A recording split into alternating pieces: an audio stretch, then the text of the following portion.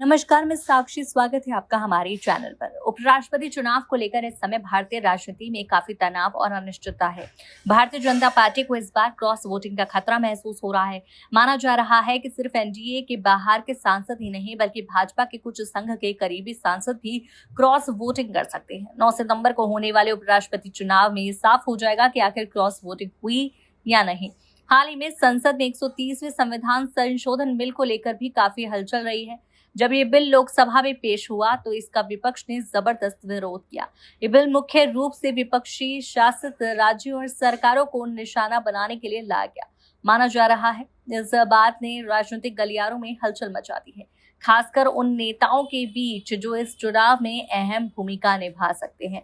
इसी बीच बिहार के मुख्यमंत्री नीतीश कुमार के एक कार्यक्रम में मुस्लिम समुदाय से जुड़े लोगों के बीच हंगामा हुआ, क्योंकि उन्होंने कोई बड़ी घोषणा नहीं की थी, जबकि लोगों को उससे उम्मीद थी। ये घटना राजनीतिक समीकरणों की नाजुकता को दर्शाते हैं।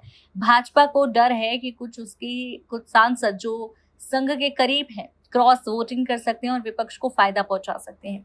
तेजस्वी यादव ने इस बिल को लेकर कहा है कि उपराष्ट्रपति चुनाव से ठीक पहले लाकर राजनीतिक दबाव बनाने की कोशिश है।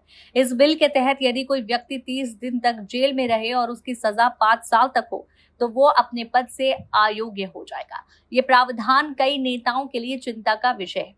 राजनीतिक हलकों में ये भी चर्चा है कि प्रधानमंत्री नरेंद्र मोदी ने कांग्रेस के युवा सांसदों की तारीफ की है, जबकि दूसरी तरफ भाजपा के कुछ नेता विपक्षी गठबंधन के सांसदों से संपर्क साधने की कोशिश कर रहे हैं। संसद परिसर के बाहर विपक्ष और भाजपा नेताओं का हाथ मिलाना भी इस जटिल राजनीतिक परिस्थिति को दर्शाता है। एनडीए के भीतर कई नेता जैसे नायडू, नीतीश, शिंदे, चिराग, जयंत, पवन कल्याण और वाईएसआर कांग्रेस के सदस्य इस चुनाव में अपनी रणनीतियों के तहत वोटिंग कर सकते हैं।